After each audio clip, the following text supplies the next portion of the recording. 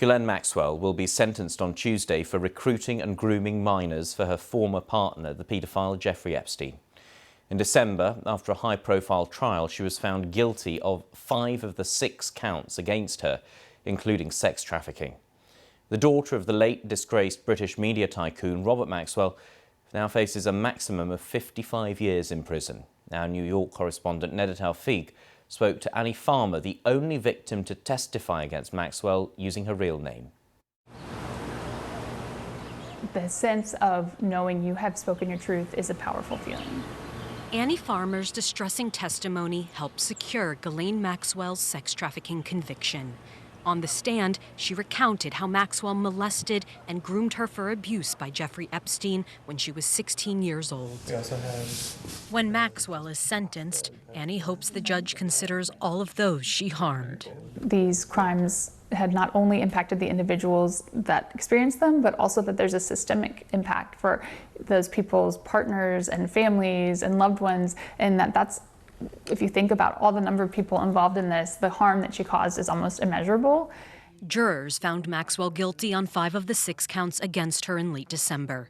Annie and 3 other women detailed how Maxwell was Epstein's chief enabler, a predator who manipulated the teenagers and then tried to normalize sexual contact under the ruse of a massage.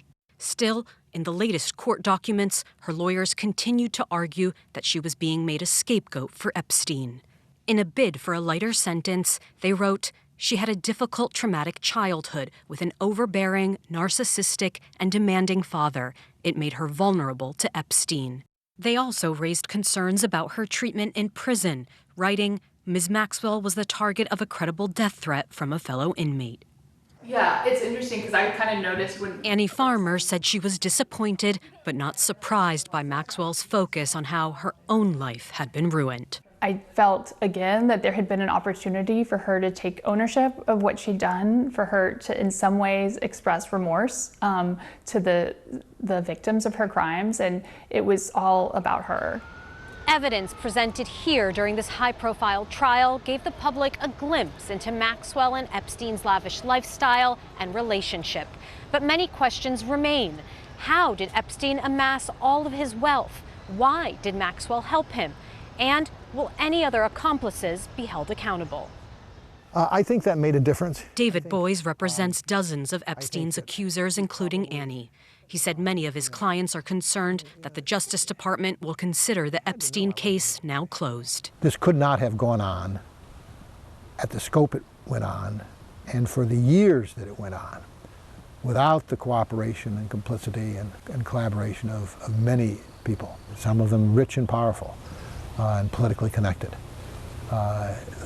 Whether those people escape justice or not, I think is one of the unanswered questions. Annie says she and the other women are grateful to have gotten this far in their quest for accountability. After their long and difficult fight to be heard, Ghislaine Maxwell's sentencing is a significant step towards justice. Neda Tawfiq, BBC News, New York.